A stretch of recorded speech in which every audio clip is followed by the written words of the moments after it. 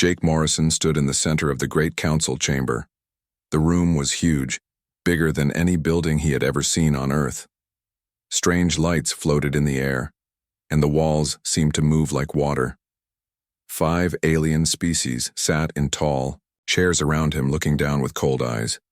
The Zephyrians looked like giant lizards with golden scales. Their leader hissed when he spoke. The Krell were like giant bugs with too many arms and clicking sounds instead of words. The Luminari were balls of bright light that hurt to look at. The Nereidans looked like mermaids but with sharp teeth and angry faces. The Verdanians were like walking trees with leaves that changed colors. Jake felt small and alone. He was the only human in the room. Behind him stood Admiral Lisa Carter and Dr. Marcus Webb. They were the last 3 humans allowed to speak for Earth and all human colonies. "The Council has made its decision," said the Zephyrian leader in a voice like breaking glass. "Humans are guilty of crimes against the galaxy. You have taken too much space. You have built on sacred worlds. You have made weapons that threaten peace." Jake knew these words were lies. Humans had always followed galactic law. They had been careful not to build on religious sites. Their weapons were for protection only. But the aliens did not care about truth. "This is wrong," Jake said. His voice echoed in the big room. "We have done nothing against galactic law. We have been good citizens of this galaxy for over 100 years. The Krell leader made angry clicking sounds. "Humans grow too fast. Humans learn too quick. Humans are dangerous." Dr. Webb stepped forward. His old face was calm, but Jake could see fear in his eyes. "If we have broken laws, show us proof. Let us fix our mistakes." The Luminari's light grew brighter.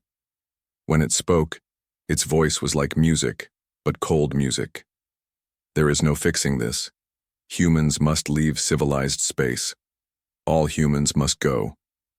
"Admiral," Carter's hands made fists. She had fought in 3 wars to protect human colonies. Now those same colonies would be lost without a single shot fired. "Where do you expect 12 billion people to go? We have families, children, whole cities built on our worlds." "That is not our problem," said the Nereidan with a smile that showed too many teeth. "You have 6 months. All humans must leave. All worlds in this part of the galaxy. Any human found here after that time will be destroyed." Jake felt like someone had hit him in the stomach. 6 months to move an entire civilization, it was impossible. The aliens knew it was impossible. They wanted humans to suffer. "This is not justice," Jake said. "This is fear. You are afraid of what humans might become." The Verdanians' leaves turned red with anger. "Humans think they are special. Humans think they are better than others. The galaxy will be peaceful without you." The vote was quick. All 5 species voted to exile humanity. There was no discussion, no chance to defend themselves. Jake realized this meeting was just for show. The real decision had been made long ago. As they walked out of the chamber, Admiral Carter whispered to Jake and Dr. Webb. "They planned this, all of them working together. They have been planning this for years." Dr. Webb nodded. His scientist mind was already working on problems and solutions. 12 billion people, hundreds of colonies, thousands of ships, 6 months to move everything. "We can't do it," Admiral Carter said. "Not the way they want us to." Jake looked back at the chamber where the aliens were already talking about dividing up human space among themselves. Earth would probably become a zoo or a museum. The colonies where his friends lived would be torn down. "Then we don't do it their way," Jake said. They walked to their ship in silence. Captain Amy Rodriguez was waiting for them. Her face was grim. She had been listening to the trial from the ship. "I heard everything," Amy said. "What are your orders?" "Admiral." Carter looked at her 3 companions. These were good people, smart people, brave people. "We save as many as we can, but not the way the aliens expect." Dr. Webb pulled out a small device and checked for listening equipment. When he was sure they were safe, he spoke quietly. "I have been studying ancient star maps. There are parts of the galaxy that nobody goes to. Dead systems, empty space, places the aliens think are worthless. You want us to hide? Amy asked. I want us to disappear, Dr. Webb said. Let the aliens think they won. Let them think humans are broken and scattered. While they celebrate, we build something new. Jake understood. A secret. We make the aliens think we are gone, but we are really just hiding. Admiral Carter smiled for the first time that day. It would take perfect planning. We would need to move people without the aliens noticing. We would need to find places they never look. We would need to stay hidden for years, maybe decades. Can it work? Amy asked. Dr. Webb was quiet for a long moment. If we are smart, if we are careful, if we are willing to sacrifice the easy life for freedom, then yes, it can work. Over the next few days, they made their plan. They would publicly evacuate the major human worlds, making a big show of sadness and defeat. The aliens would watch these evacuations and think they had won. But secretly, scout ships would find hidden places to build new colonies. The key was making the aliens believe that humans were weak and broken. They would take most of the people to the edge of the galaxy, to places so far away that alien ships never went there. They would use old colony ships and mining vessels, anything that could carry people and supplies. Some humans would have to stay behind and be captured to make the exile look real. These brave volunteers would spend years in alien prisons, never revealing the truth about where their people had gone. This will be the hardest thing humans have ever done, Admiral Carter told her officers. We are giving up everything we built to save our future. Jake looked out at the stars. Somewhere out there was Earth, the blue world where his grandmother was born. Somewhere out there were the colonies where children played in artificial gravity and farmers grew food under alien suns. All of it would be lost. But not forever. Jake made a promise to himself that day. Someday, humans would come back. Someday, they would be strong enough that no alien species would ever dare to exile them again. The great betrayal was complete. But it was only the beginning of the story. 6 months had passed since the exile order. The galaxy watched as the last human transport ships left civilized space. Alien news broadcasts showed sad humans loading their belongings onto old cargo ships. Children cried as they left their homes. Families said goodbye to the graves of their ancestors. The aliens were happy. They had won without firing a single shot. Human space was now empty and ready to be divided among the 5 species. The Zephyrians took the mining worlds. The Krelli claimed the factory planets. The others split up the rest, but Lieutenant Colonel Ryan Brooks knew the truth. He floated in space inside a tiny stealth ship, watching alien vessels land on the human world of New Texas. The aliens thought all humans were gone. They were wrong. Hidden in an asteroid field 3 systems away, 2 million humans were building a secret colony. The asteroid had been hollowed out by mining machines years ago. Now it was home to farmers, engineers, doctors, and soldiers who had supposedly left the galaxy forever. Engineer Patricia Stone worked day and night to improve their hiding technology. She had invented new ways to make ships invisible to alien sensors. Her stealth systems used quantum fields that bent light and energy around them. To alien eyes, the ships simply did not exist. The detector grid is complete, Patricia told Ryan, over a secure communication channel. Any alien ship that comes within 10 light years will be spotted long before they can see us. Ryan nodded. He was in charge of security for all the hidden colonies. There were now 47 secret bases scattered across the dark edges of the galaxy. Each one was carefully hidden in places aliens never went. The biggest discovery had come from Colonel Danny Price and his team. They were exploring a nebula that alien star charts said was empty. Instead, they found something amazing. Dr. Helen Foster led the archaeological team into the ancient structure. It was huge, bigger than any space station ever built. The metal was strange, not like anything humans or aliens used. Strange symbols covered the walls. This is not from any known species, Helen said as she scanned the symbols. These builders were incredibly advanced. Look at this power core. It is still running after thousands of years. Pilot Betty Clark was the first to make contact with the station's computer system. When she plugged her equipment into the ancient controls, something unexpected happened. The station came alive. Lights turned on. Machines started working. Voice spoke in perfect English. "Welcome, inheritors. I am the keeper. I have been waiting for you." Betty almost jumped out of her suit. "Who are you? How do you know our language?" The voice was calm and wise. "I am the last intelligence of the architect race. We built this network of stations long ago. We have been watching your species, waiting for you to find us."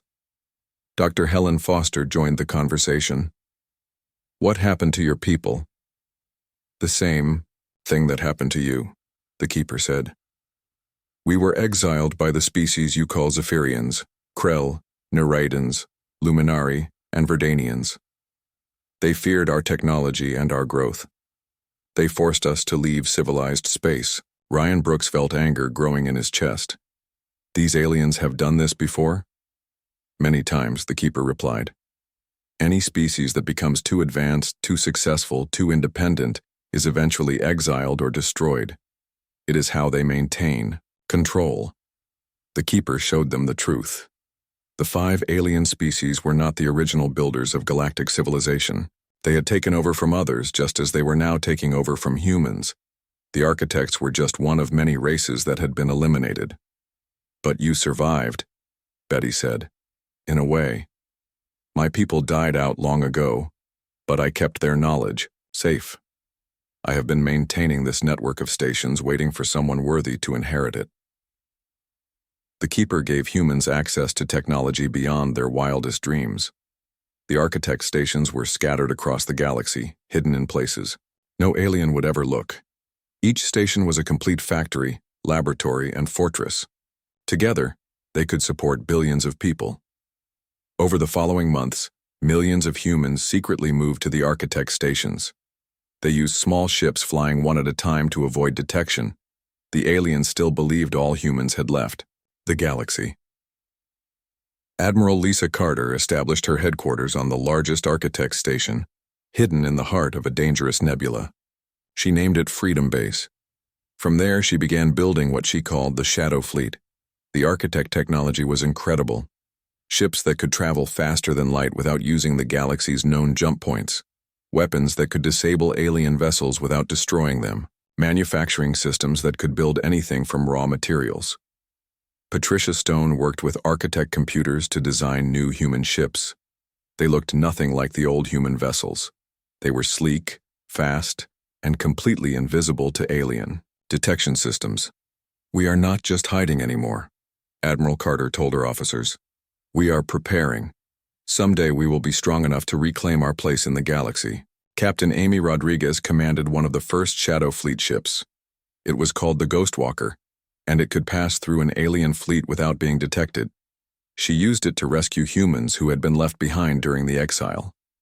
Many humans had volunteered to stay in alien space and pretend to be refugees or criminals. These brave people gathered information and helped other humans escape to the hidden colonies. Amy's job was to pick them up without the aliens noticing.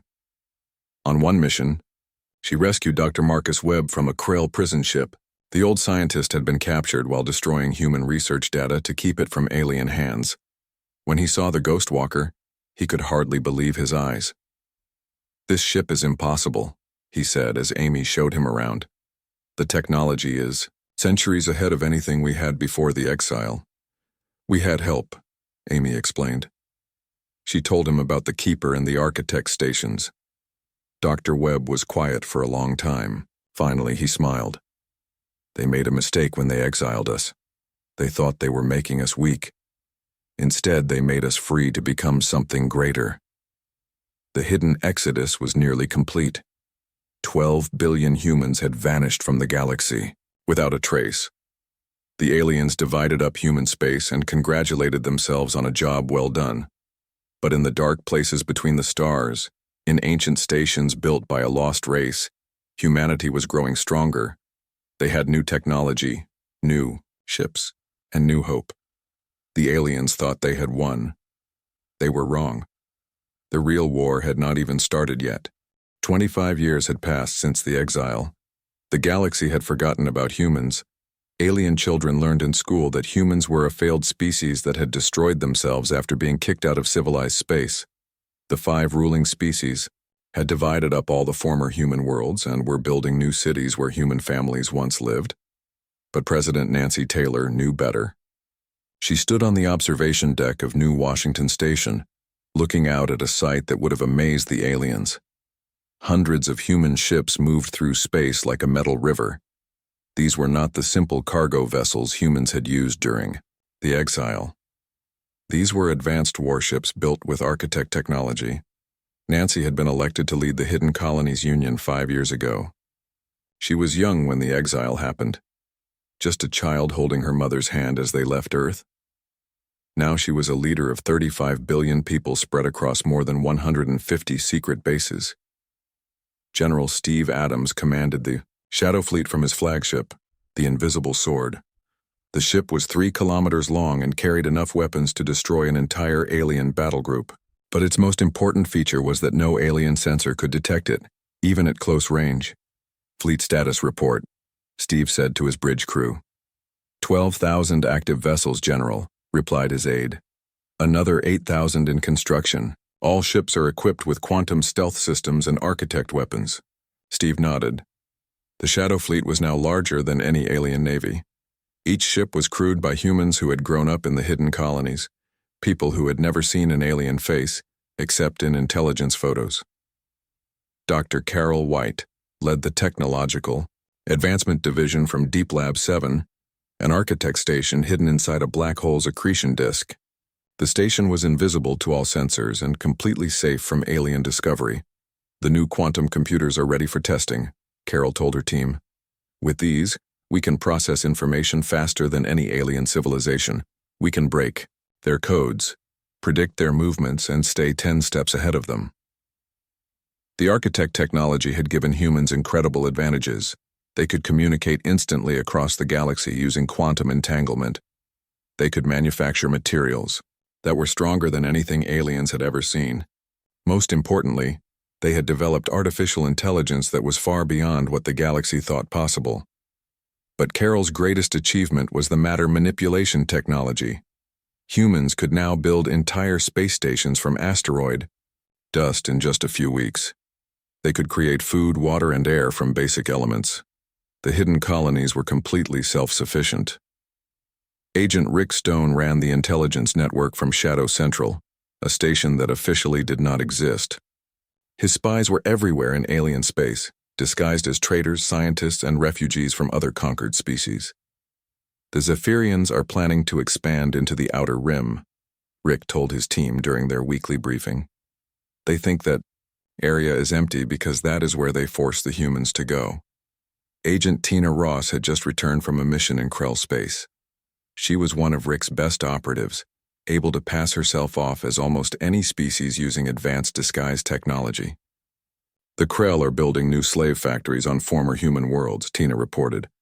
They are using conquered species as workers. The conditions are horrible. Rick made notes on his quantum tablet. The aliens were getting more cruel as they grew, more powerful.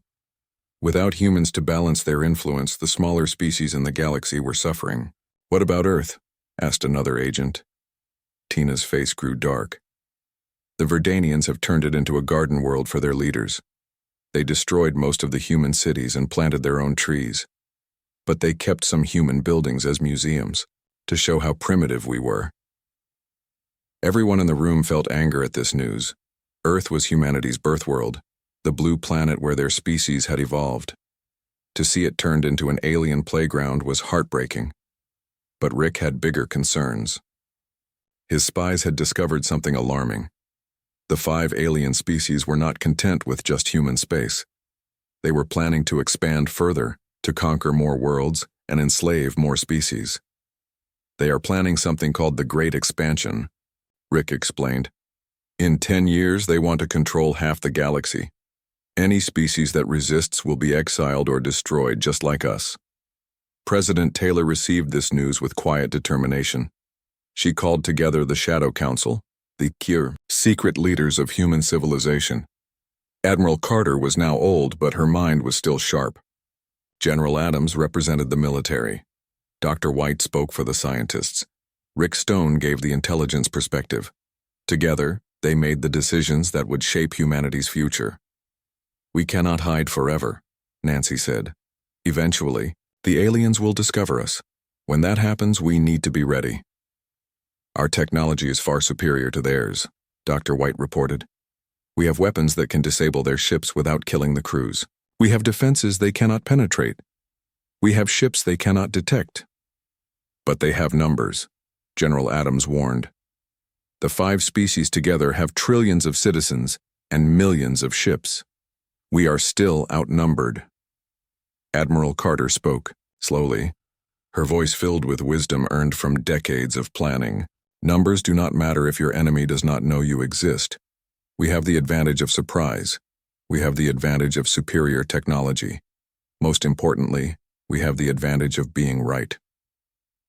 The Council agreed to begin Operation Lazarus. This was the plan to slowly reveal human presence in the galaxy, but in a way that would help other species rather than threaten them. The first mission was to save the Deltans, a peaceful species that the Krell were planning to enslave. Captain Julia Lee commanded the stealth ship Midnight Runner. Her orders were to destroy the Krell slave fleet, but leave no evidence that humans were responsible. Julia's ship appeared in the Delta system just as the Krell fleet was beginning their attack. The Deltans had no chance against Krell weapons. Their small defense ships were being destroyed one by one. "All systems, engage stealth mode," Julia ordered. "Remember, we are ghosts. We were never here." The Midnight Runner used architect weapons to disable the Krell ships. The alien vessels simply stopped working. Their engines died, their weapons failed, their life support systems shut down. The Krell crews were alive but helpless. The Deltans could not understand what had happened. Their enemy fleet had just stopped working for no reason. They sent messages thanking unknown benefactors for saving them. When the Krell investigated later, they found no evidence of outside interference. Their ships had simply malfunctioned. The Krell engineers could not explain what had gone wrong. Similar mysterious events began happening across the galaxy. Slave ships disappeared. Tyrant leaders died in unexplained accidents. Aggressive fleets suddenly lost power. The aliens began to whisper about ghost ships and invisible protectors, but they never suspected humans. As far as the galaxy knew, humans were extinct. From her command center, President Taylor watched reports of these operations. Humanity was no longer just hiding and growing. They were beginning to change the galaxy, one secret mission at a time. The aliens had thought exile would destroy humanity. Instead, it had made them into something the galaxy had never seen before. A civilization without limits, without fear, and without mercy for those who oppressed others. The Shadow War had begun. 40 years after the exile, the galaxy was changing in ways the ruling species could not understand. Strange accidents kept happening to their fleets. Rebellions broke out among conquered species who should have been too weak to fight back. Trade routes mysteriously failed, causing economic problems for the 5 powers. Agent Frank Miller docked his salvage ship at Zephyrian Station 7. To anyone watching, he was just another independent trader looking for scrap metal and old equipment. His ship was dirty and looked barely functional. His clothes were worn and patched. He spoke with the rough accent of the Outer Rim traders, but Frank was not what he seemed. Hidden in his ship's cargo hold were advanced weapons and communication, equipment destined for Zephyrian rebels.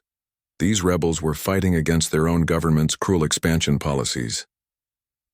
"Got any good salvage today?" asked the Zephyrian dock worker, his golden scales gleaming under the station lights. "Nothing special," Frank replied, loading his accent with the careless tone of someone who had seen too much space. "Some old mining equipment from the Kappa sector. Maybe some spare parts if you know what to look for." The dock worker was not interested. Salvage traders were common and boring. He did not know that Frank's mining equipment included portable shield generators and plasma rifles that could cut through Zephyrian armor like paper. Later that night, Frank met with his contact in a dark bar on the station's lower levels. Zika was a young Zephyrian who had grown tired of watching her people conquer and enslave other species. "The weapons you brought last time worked perfectly," Zika whispered. "We destroyed 3 slave transport ships without anyone getting hurt. The slaves were freed and the crews were left alive to tell what happened." Frank nodded. That was how human operations worked now. They did not kill unless they had no choice. They wanted to change the galaxy, not destroy it. "My people are ready for the next phase," Frank said. "Can your rebels take control of the outer system defenses?" Zika's eyes glowed with determination. "Give us the tools, and we will shut down every military base in this sector."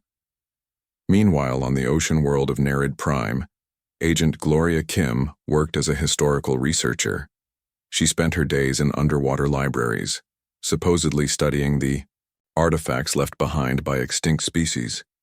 The Neridans thought she was just another academic, harmless and boring.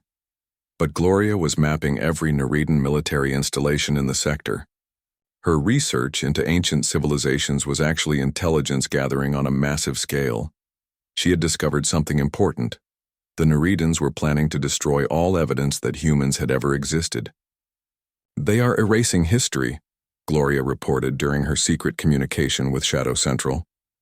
"Every human building, every human artwork, every trace of our civilization is being systematically destroyed. They want to make it seem like we never existed at all." This news made Rick Stone angry.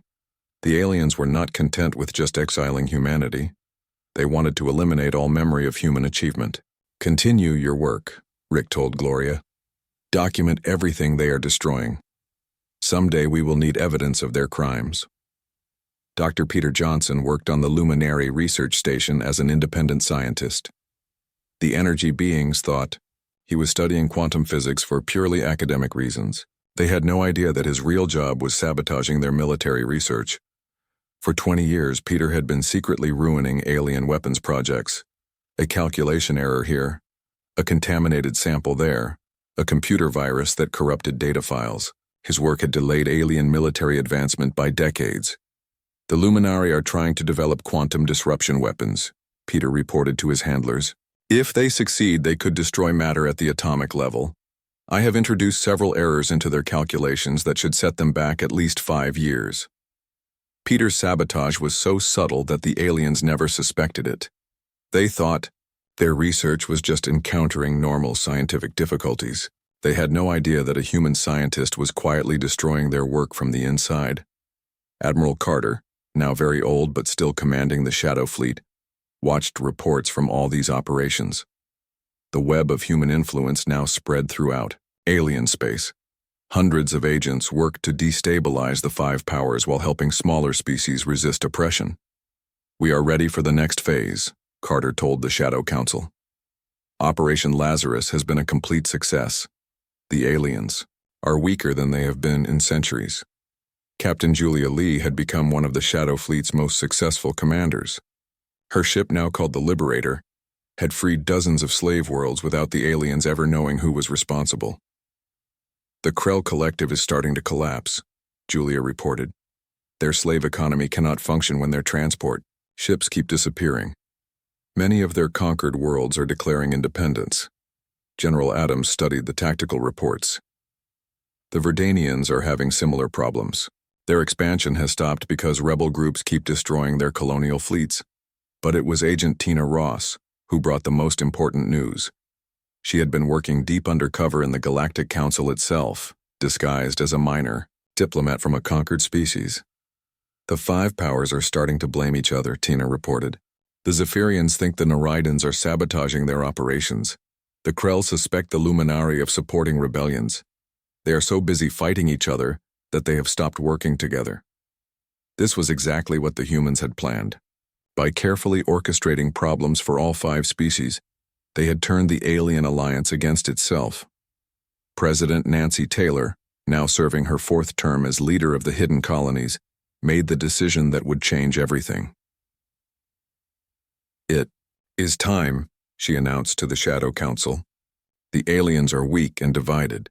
Their subject species are ready to rebel. The galaxy is ready for the truth." Dr. Carol White had developed new technologies that would make the revelation possible.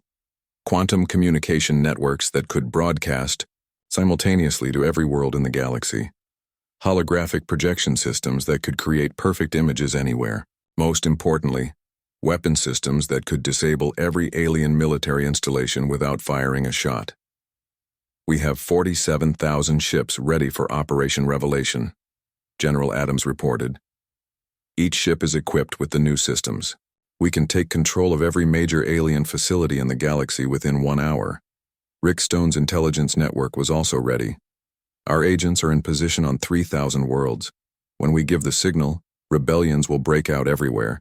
The aliens will be too busy fighting their own people to organize resistance. Admiral Carter smiled. It had taken 40 years, but the plan was finally complete. Humanity had not just survived exile, they had used it to become the most powerful force in the galaxy. The aliens thought they were destroying us, Carter said. Instead, they freed us from the limits of civilized space. They gave us the motivation to become something greater than we ever imagined. Frank Miller received his final orders while docked at a Zephyrian station. In 24 hours, he would reveal his true identity and take control of the station's defense systems. Across the galaxy, hundreds of other agents would do the same thing. Gloria Kim prepared to broadcast 40 years of evidence showing alien crimes against humanity and other species. Her documentation would prove to the galaxy that the five powers were not benevolent rulers, but conquering tyrants. Dr. Peter Johnson armed the viruses he had planted in alien computer systems. With one command, he could shut down their research, facilities, and weapons factories. The web of influence was complete.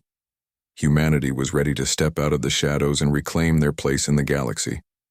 But this time, they would not be weak refugees begging for acceptance. This time, they would be the ones making the rules. 50 years after the exile, the Galactic Council chamber was in chaos. The great alliance between the 5 alien species was falling apart. The Krell Collective had declared war on the Verdanians over mining rights. The Zephyrians were fighting, the Nereidans over trade routes. The Luminari had withdrawn from the Council entirely, claiming the others could not be trusted. Council leader Thresh, an old Zephyrian with scars across his golden scales, tried to keep order. "We must work together. These rebellions across the galaxy threaten all of us." But none of the other species were listening. Their representatives shouted at each other in their own languages. The chamber that had once been united in exiling humanity was now filled with anger and fear. Then something impossible happened. The great doors of the council chamber opened and a human walked in.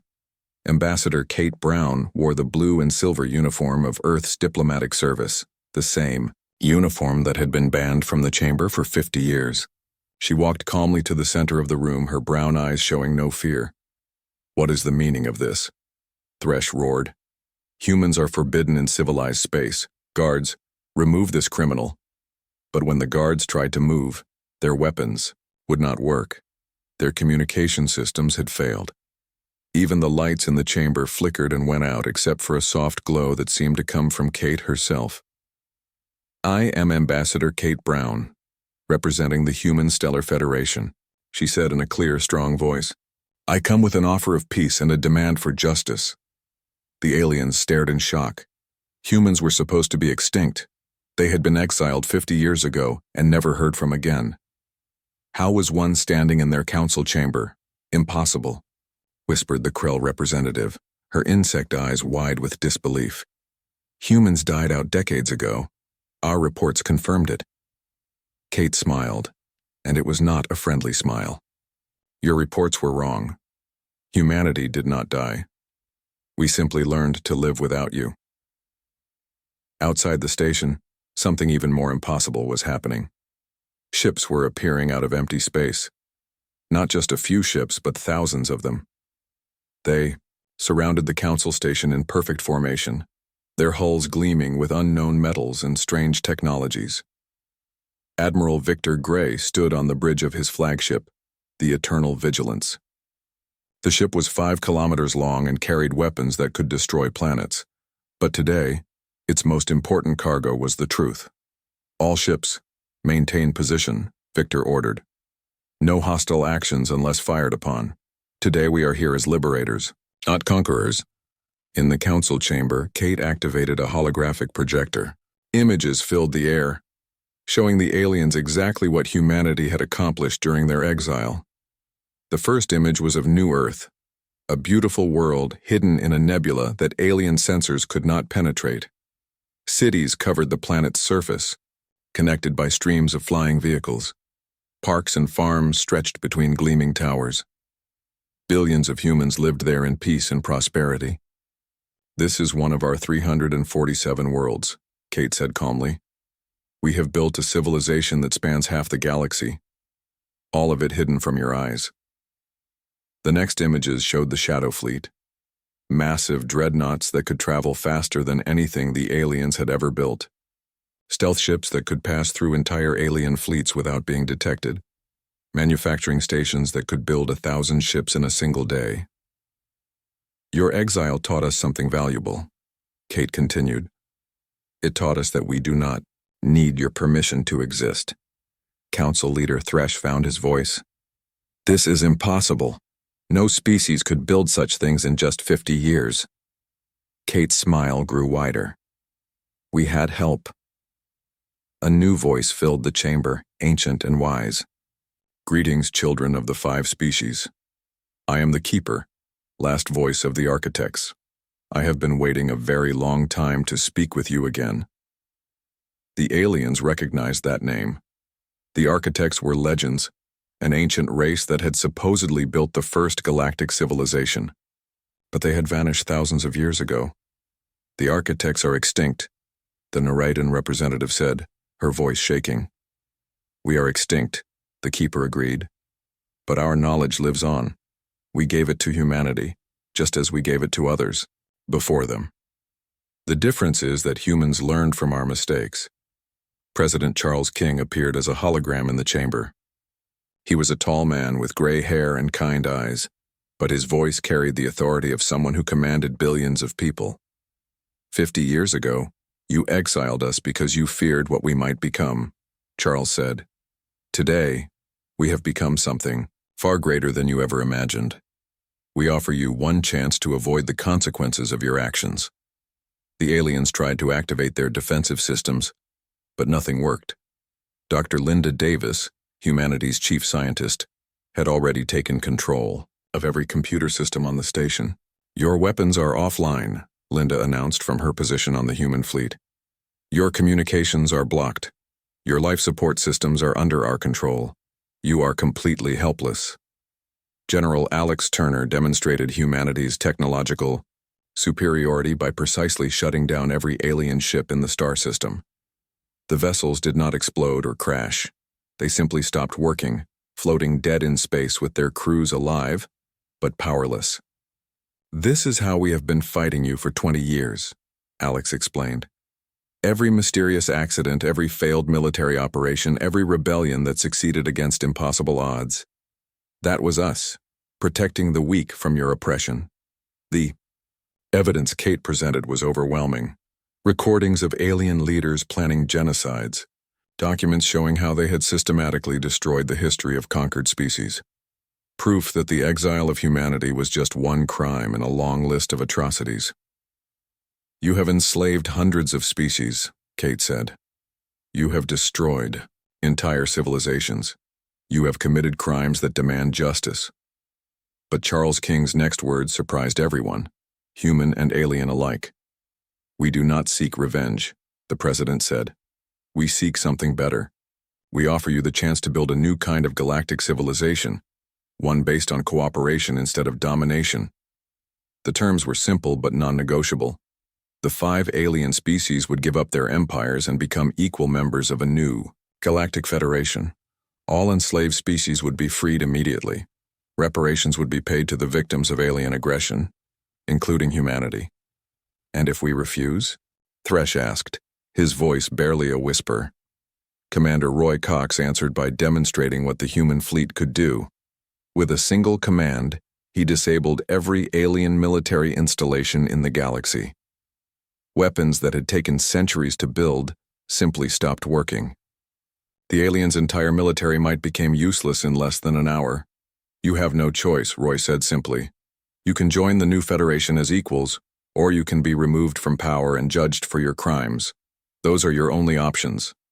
The trial of the alien leaders took place on Earth, humanity's restored homeworld. The Verdanians had been forced to return the planet and repair the damage they had caused. The blue skies and green oceans that had been hidden under alien trees were visible once again. Jake Morrison, now an old man but still strong, stood as the chief prosecutor. He presented 50 years of evidence showing how the aliens had oppressed not just humanity, but dozens of other species. Justice delayed is not justice denied, Jake said in his closing argument. Today we settle accounts not just for humanity, but for every species that suffered under your rule. The sentences were fair but firm. The alien leaders would spend the rest of their lives helping to rebuild the civilizations they had destroyed. Their species would remain free, but they would never again have the power to oppress others. The new Galactic Federation was established with humanity at its center, not as conquerors, but as protectors. The Shadow Fleet became the Galactic Protection Force, ensuring that no species would ever again face exile or genocide. Admiral Carter, now over 90 years old, lived to see the ceremony where Earth rejoined the galactic community. She stood on the observation deck of her old flagship, watching as ships from hundreds of species gathered in Earth's orbit. We kept our promise, she said to Jake, who stood beside her. We came home. The galaxy was a different place now. Species that had been enslaved for centuries were free to build their own civilizations. Trade flowed freely between worlds. Scientific knowledge was shared instead of hoarded. Wars of conquest became things of the past, and in the hidden stations where humanity had grown strong during their exile, new generations of humans stood ready to protect this new peace. They had learned the most important lesson of all. Freedom was not something that could be given or taken away by others. It was something that had to be earned and defended. The exile was over. Humanity had returned not as refugees, but as the guardians of a better galaxy. The aliens had tried to destroy them and instead had created something far more powerful than they could have imagined. The age of human dominance had begun, built not on conquest, but on the simple idea that all species deserve to be free.